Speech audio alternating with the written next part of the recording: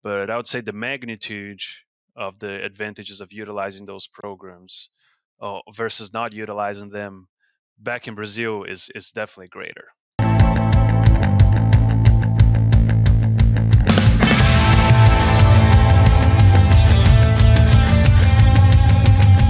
Welcome to the Beef Podcast. I'm one of your hosts, Brandy Buzzard, and it's my pleasure to bring you the trending issues and topics with the best and brightest minds of the beef industry.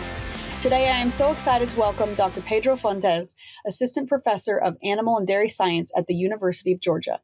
He earned his DVM from Sao Paulo State University, his Master's of Science from the University of Florida, and his PhD from Texas A&M University before landing in Georgia. His work focuses on educating producers on the benefits of reproductive technologies, and he also conducts applied research on optimizing sync programs and other reproductive technologies. Welcome to the show, Dr. Fontes. Well, thanks for having me, Brandy. I'm happy to participate in the podcast. Well, we are really excited to have you here and to talk about all things reproductive technology. So just to get started, could you tell us about how you got involved in the beef industry and your career path so far and what you're doing these days? I know we talked about it a little bit just in your bio, but is there anything that you want to expound upon? And you can just dig down into the details if you'd like. Sure. So I'm originally from Brazil, right? You probably notice I speak a little bit funny and based on my name. So I was born and raised and backgrounded in Brazil. So my family, we're from from the southeast region of Brazil, in the state of São Paulo, and we run for Brazilian standards, a small cow-calf operation in the countryside of the state. So that's how I, got involved with it, based on the fact that my family runs some commercial cows. We still do it. My dad is still. The herd's still there. It's up and going. And yeah, that's how I got involved. So from there, when I graduated from high school, I started, looking into what I wanted to do. And because I was pretty heavily involved with the farm, I decided to give it a try and go the vet school career path. And I did that. So I went to, like you said, São Paulo State University, had a great experience. It's a absolutely great university there in the countryside of the state of São Paulo. And I had a mentor there that kind of exposed me to the research side of things. My dream growing up is to be a field veterinarian, be out there, doing C-sections, transfer embryos, and doing all that. But I did a lot of that during my vet school program. Working with some field veterinarians at any chance I could. But then when I got exposed to the research side of things, I got really passionate about it pretty quick. So I had the opportunity to work with some applied research in Brazil, and that was eye-opening. I was part of a student group. We call it a junior company there. It's called CONAPEC. And back in Brazil, we organized a conference. They still do organize the same conference. Which usually has between 1,500 and 2,000 people that come to that conference. And we often, pretty much every year, we will bring speakers from the United States. And that's how I built the connection with the US. I met Dr. Cliff Lamb, that I was actually in this podcast a few episodes ago. I encourage you guys that are listening to go there and listen to Dr. Lamb. So I got to work with him. I met him there at that conference, and he recruited me to help him at the North Florida Research and Educational Center for the University of Florida. So that's in the Panhandle of Florida. So I lived there for about 3 years after I graduated from vet school. And then from there, Dr. Lamb was recruited by Texas A&M to be the department head. So that's how I transitioned from Florida to Texas A&M. I actually started my PhD in Florida, but then I went to Texas A&M to finish it up. Actually, most of my PhD was there at Texas A&M. I only did one semester in Florida, but yeah, always with a focus on reproductive biology as well as applied reproductive management. I had to laugh a little bit to myself. You were saying that I don't think I've ever heard anybody say that they wanted to do C-sections, that was something that was a career goal for them. Yeah, So probably just when I was a kid and I was just, watching the veterinarians do it and I thought it was awesome. But then you go there and you do a couple of them and then you're pretty much done with it. yeah. You lose that excitement. Yeah, that's definitely something I hadn't heard before, but we need people who are excited about veterinary medicine and we need them everywhere. So you mentioned, obviously you grew up in Brazil and you said that you grew up on a small cow-calf operation, small by their standards. Is it okay to ask you what does small mean in Brazil? Because in the United States, our average herd size is somewhere between like 40 and 50. Is it similar in Brazil or how is that different? No, actually in Brazil, operations tend to be a little bit more extensive. But not only that, they tend to be larger too. The average cow-calf herd, I don't know by the top of my head, but it's larger than what we would see here in the U.S. So we, back at our place, we will run around 350 mama cows. Mm-hmm. And these are all commercial, for the most part, Nelore cows. So that's a Basinicus breed, similar to Brahman. And yeah, it's funny because we synchronize them and we time breed to Angus sires. So we do some crossbreeding because of the developments of synchronization programs and AI. So that's how I got kind of involved in it. Getting some exposure to that back home got me excited about it, and yeah. So other than the size between what's small scale and large scale between the countries, I'm sure there has to be several more differences between the two countries and their beef production. I mean, is there anything that you want to share with us about maybe what are like the three biggest differences?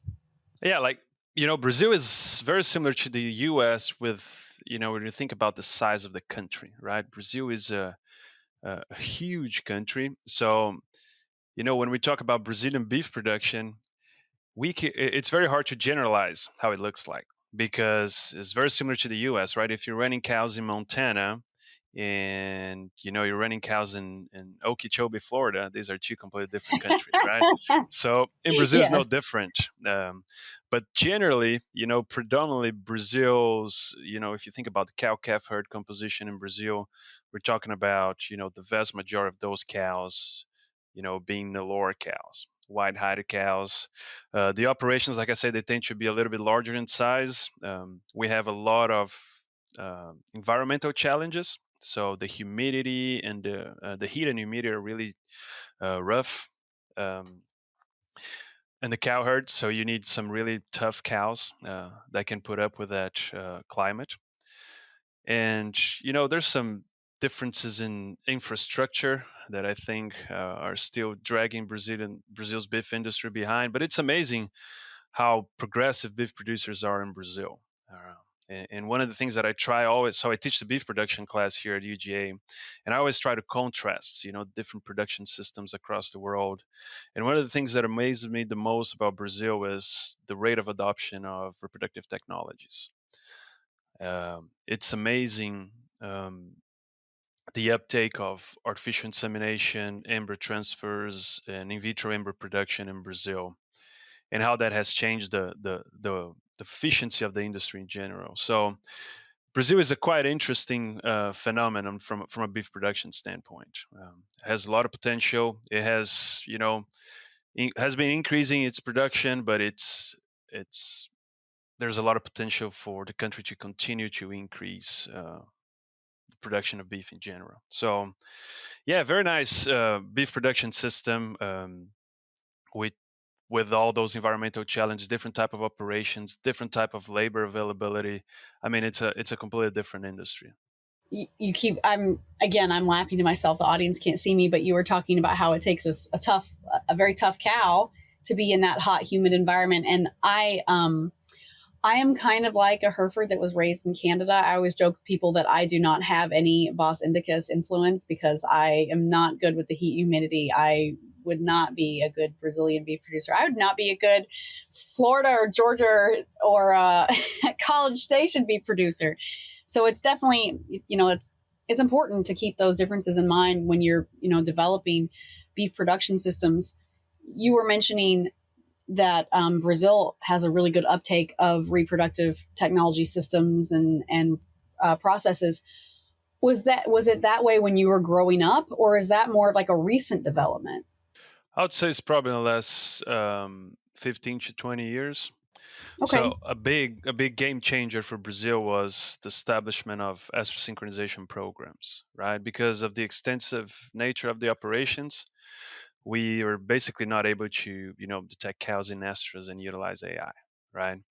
So once those synchronization programs were established, it allowed us to, time breed everybody, right? And, you know, just as sort of a comparison, right? So if you think about the average cow herd in the United States, that's going to vary quite a bit. But when you look at studies looking at percentage of cows cycling in the beginning of the breeding season, in the US, usually those studies show about 50%. It can range all the way to 80% of the cows cycling, depending on the operation, all the way to 25% of those cows cycling. In Brazil, the bulk of the operations will have only about 30% or less of those cows cycling because of their genetic composition, right? Their Bos indicus influence. So the synchronization programs are as a technological package, right? Because it allows us to get those cows to start cycling, get them out of that postpartum anestrus.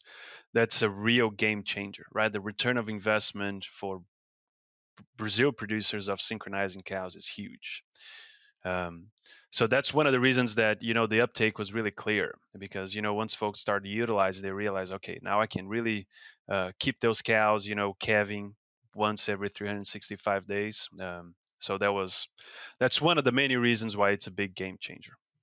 It just seems like it, the way you're describing it seems like there was just a big jump that was noticed immediately for people. So, well, that's great when there's something that's so successful that people just jump right on board right away. I'm sure you wish that all of the wisdom and the data that you share with people was accepted that quickly. Yeah, in the US is a little bit more challenging, but that's for a good reason, right? I feel like cows here, they have been through selection pressure for a longer period of time. So if you think about our main boss Taurus breeds here, we do have a problem with postpartum anestrus, but the magnitude of that problem is way less when you compare it to those Brahman influence animals. So if you think about synchronization programs and timed AI as a technological package, there's a lot of advantages here as well. But I would say the magnitude of the advantages of utilizing those programs versus not utilizing them back in Brazil is definitely greater. Right. Right. Well, that makes sense. Um, so, just staying on this topic of reproductive technologies, like part of your work at Georgia is to develop strategies to maximize fertility, and you're trying to find ways for producers to do that.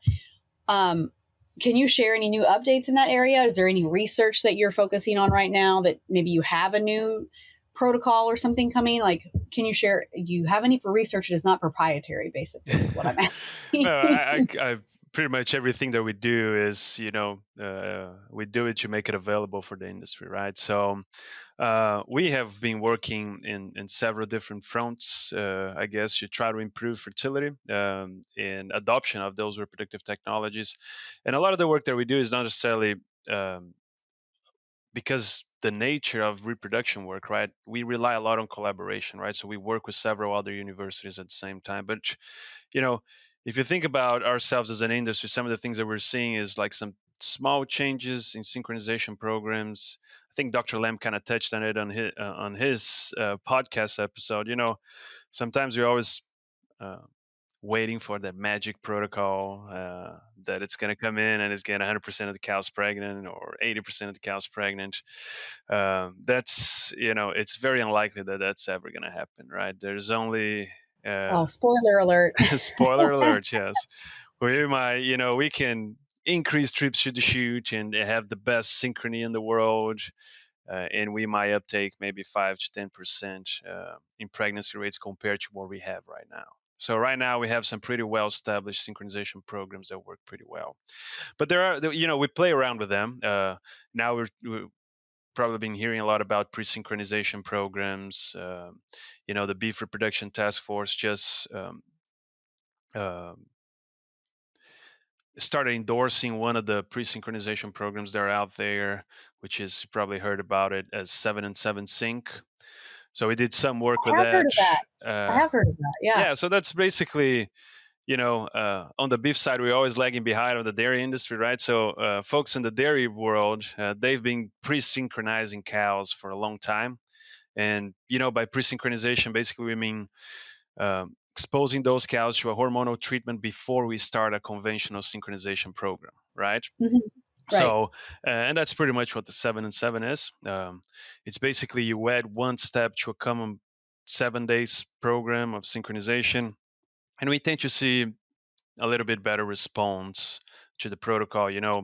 We did a lot of work with heifers, characterizing the ovarian response of those heifers. That work was led by Vitor in Virginia, and Dr. Lamb as well at Texas A&M. So back when I was in grad school is when we did most of that work.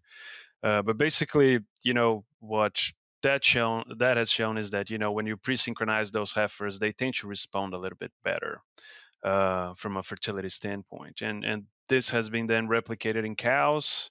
The data in cows is, depending on the study that you look at, it shows a difference. Depending on the study that you look at, it doesn't.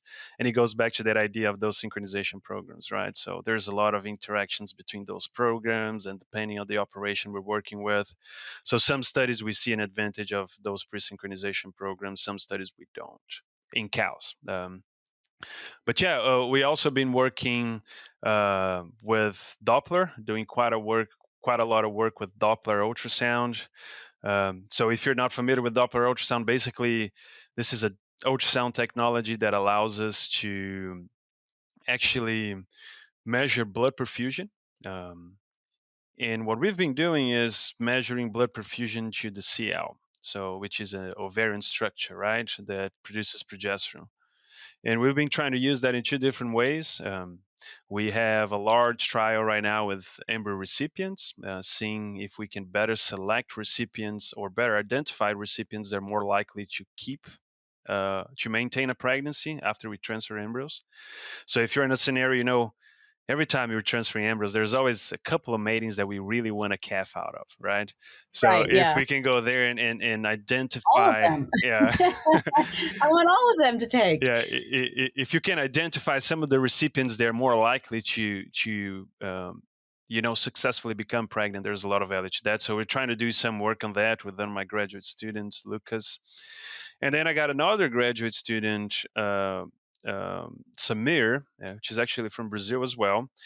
And he is working on a resynchronization program with the Doppler. So one of my, no, actually my first graduate student, Matt Houghton, what he did for his master's was characterize whether we can utilize color Doppler to diagnose pregnancy earlier. Right. So usually when we check cows with an ultrasound, we will, we're limited to about day 28 of gestation when we can actually visualize that embryo uh, developing in the uterus.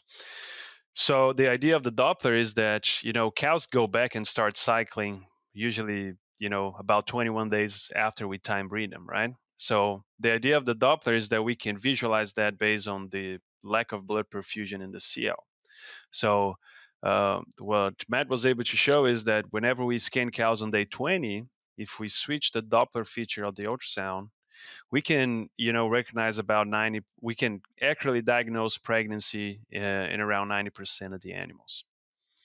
So what Samir is working on right now is actually resynchronizing those cows. So can we resynchronize cows to time breed them in an interval of about 21, 22 days? So trying to decrease the interval between two services that we would do by AI. So we were able to characterize the new technology. It works. We detect most of the non-pregnant cows. We're now trying to understand if we, would cause some embryonic mortality when we do those resynchronization programs, and fine tune those resynchronization programs so that, producers can have good fertility whenever they're resynchronizing cows. So that's one of the some of the projects that we're working on. We're doing some sire fertility work, looking at the effect of, you know, excessive body weight gain in young sires on sperm quality. So we Uh-huh. got quite a lot of work on that right now happening. Um, That's an important point. As you see bulls, people want growth, and you see as bulls get bigger and people really push those yearling weights and such, there's it's definitely interesting to see if there's any effects on that of their fertility and their ability to perform. So it's very interesting to hear that you're doing research on that. yeah, it's cool because we always get good feedback from producers when we say that we're doing this because we need to really we need to identify those animals that perform well, right? There's a lot of concern with regards to how they do with regards to fertility when we push them a little bit harder. So we're trying to understand that, to what extent are we actually hurting fertility of those bulls?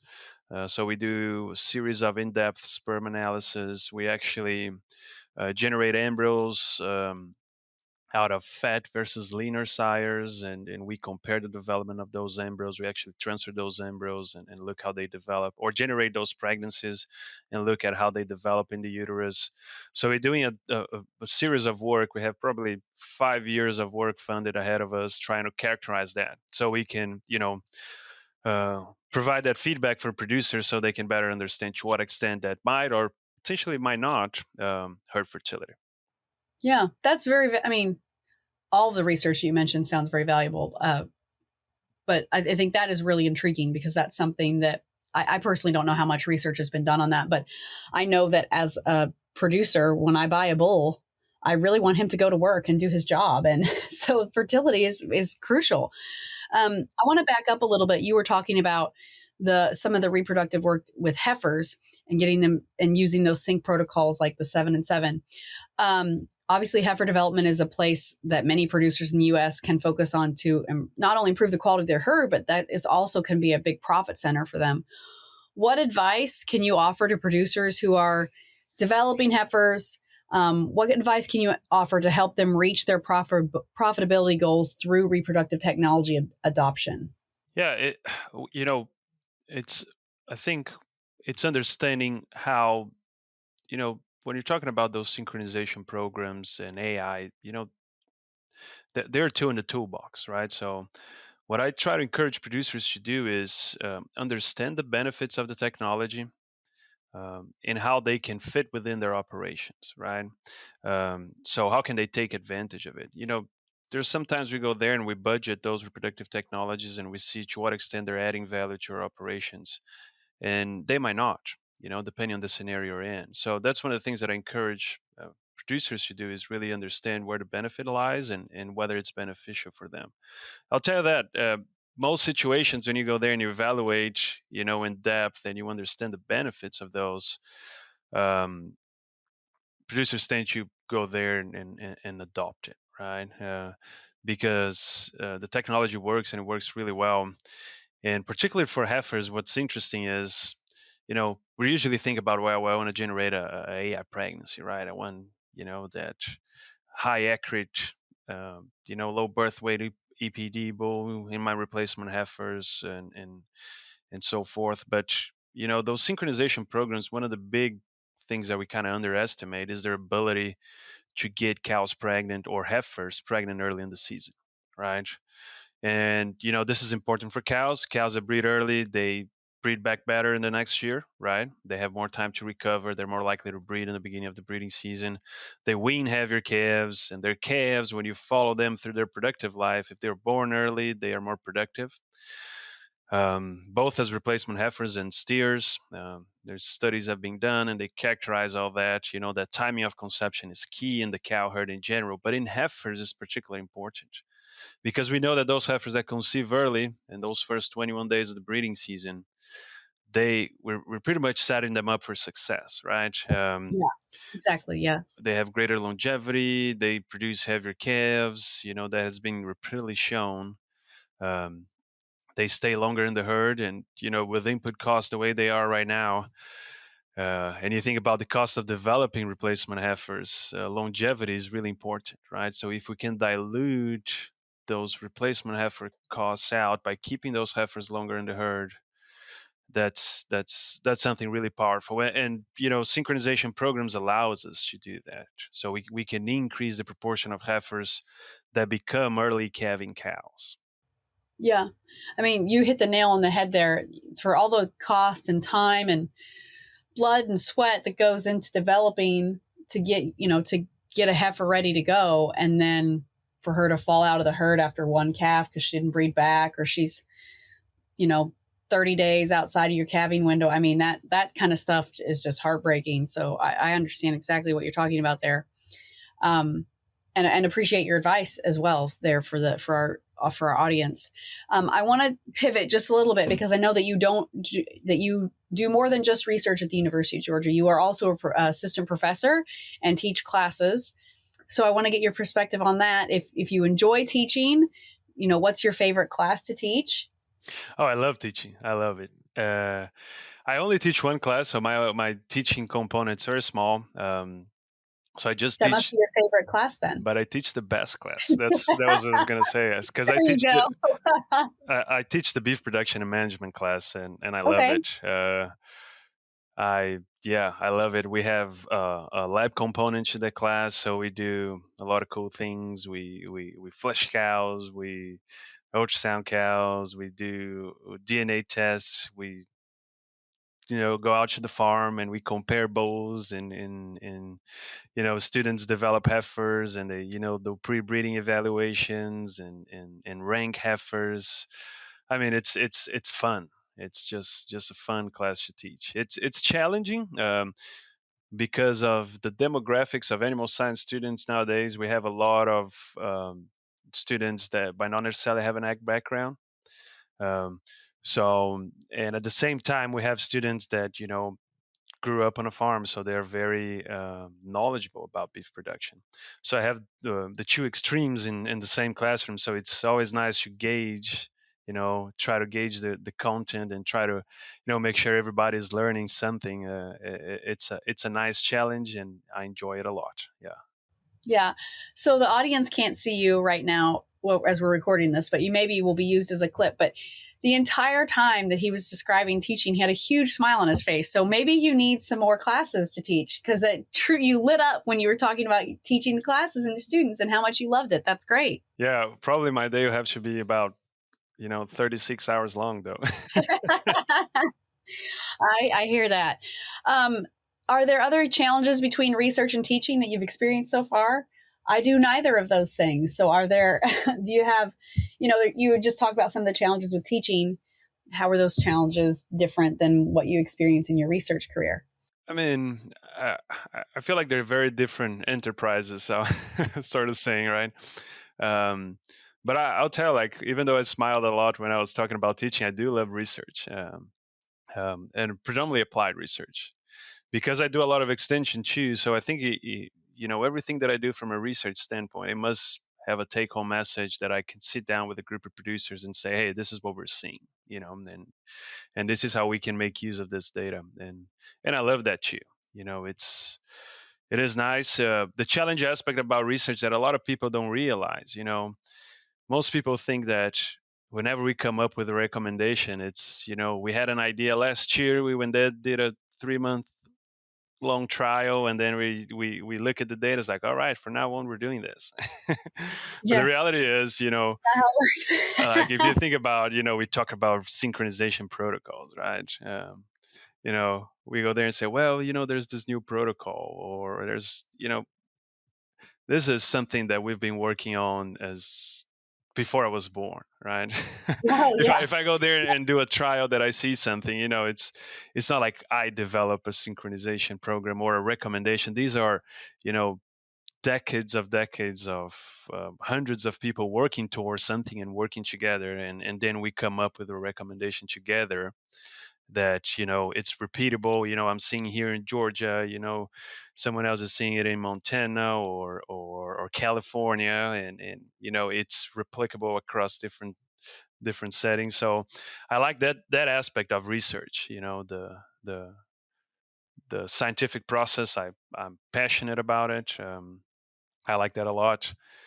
And yeah, the challenge of research, I like asking questions and trying to come up with answers.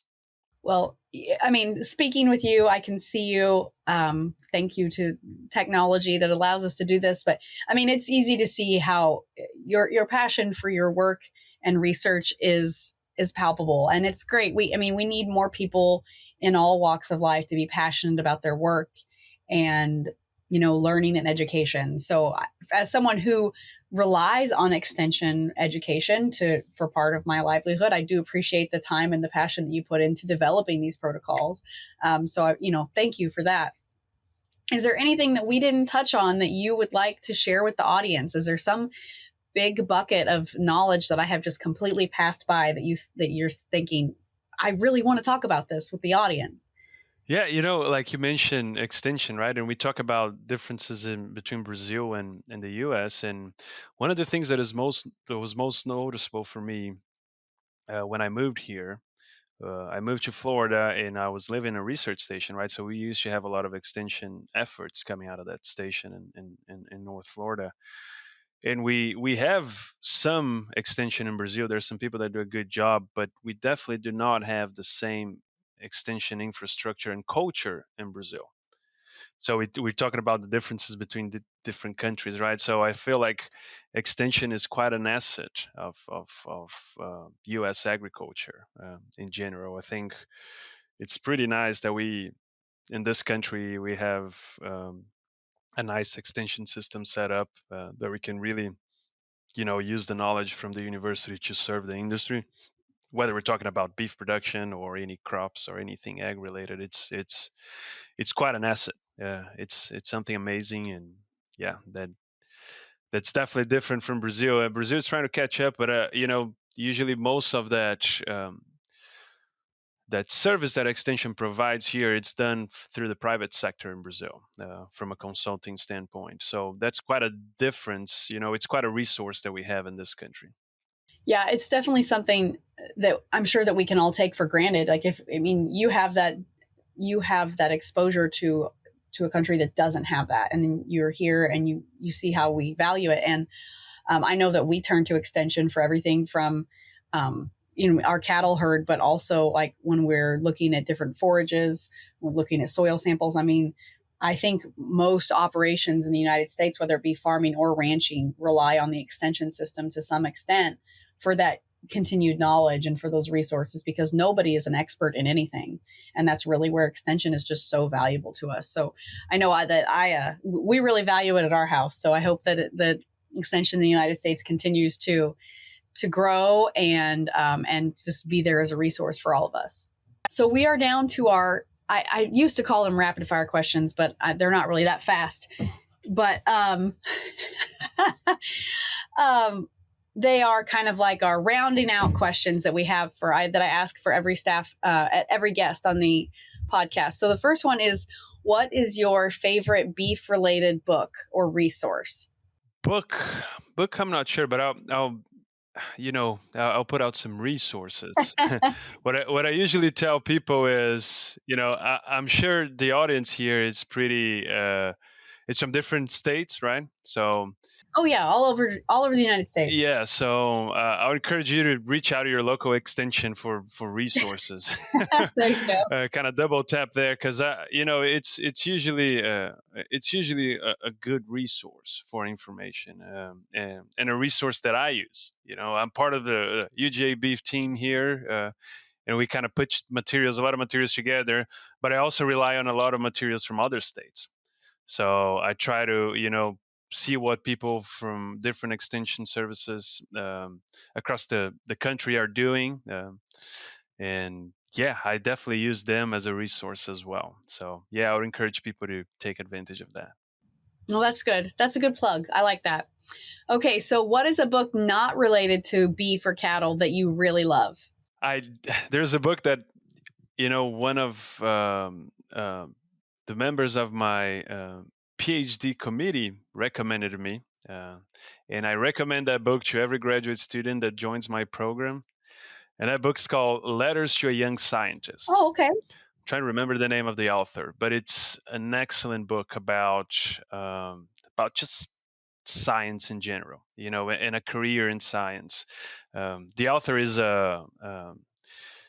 he studies insect behavior, so it's something Oh, very different. But I think the scientific process and how he talks about building a career towards answering relevant questions, and in his case they're very, it's different than what we do. It's very applied, right? For us it's very easy to wrap our heads around on what we're doing things. But yeah, it's just an awesome book, very enjoyable to read. It's called Letters to a Young Scientist, and yeah, I try to recommend to everybody that might or might not be involved in science, but if they are, they definitely should read that book. okay. Letters to a Young Scientist. I did Google it while you were talking, and it is written by Edward O. Wilson. So Yes, that's the that one. is the book. That is our book recommendation, Letters to a Young Scientist by Edward Wilson. Okay, and so the last kind of round out question here is, what trait do you find admirable in others that has helped them reach success? uh, I guess it's not what makes you be successful, but I guess it's a requirement, right? You got to work hard. It's pretty much a requirement. It's not going to make you stand out, but if you don't, I think it's really hard to everybody that I know that it's outstanding. The people that I look, as examples, and they're successful in my field, they all work pretty hard. Um, but not only that, people that really care, and they're passionate about the industry that we're in, the scientific process for people that are in academia. You know, that's also a requirement. It's really clear when you talk to fellow scientists, the ones that are really passionate about it, that really understand it. Um, yeah, so I think it's hard work and being passionate about it. I think that's when I look at the guys that are role models for me, they all have that for sure. That sounds like a good combination. Passion and hard work. That's great. Well, that is all we have for today. Thank you, Dr. Fontes, for joining us on the Beef Podcast Show. If people want to find you or learn more about beef extension or your work, do you have a social profile or a website or something where they could learn more or to reach out to you? Sure. I'll share our group, right? I don't have a personal one, but we have one for our extension group. So on Facebook, we're at UJ Beef Team, Okay. and on Instagram as well, UJ Beef Team. We're also there on Instagram now. We're trying to dive into that world too. But we do have a website. It's ujbeef.com, that we also share a lot of the programs that we have going on here. Some of it is specific to Georgia, but some of it is relevant to folks around the country. So it's useful information. So you can find us there. Well, thank you. We will make sure we put UGA Beef Team on Facebook and Instagram, and also the ugabeef.com. Those website and those profiles, those are in the show notes for those of you who are listening and didn't get that written down quickly enough. But thank you, Dr. Fontes, for joining us today. We really appreciate your knowledge and sharing your expertise, and just giving us a little bit of time for your day. So with that, we will let you get back to your day. But thank you all. And for the audience listening, we will talk to you next week on the Beef Podcast Show. Thank you, Brandy.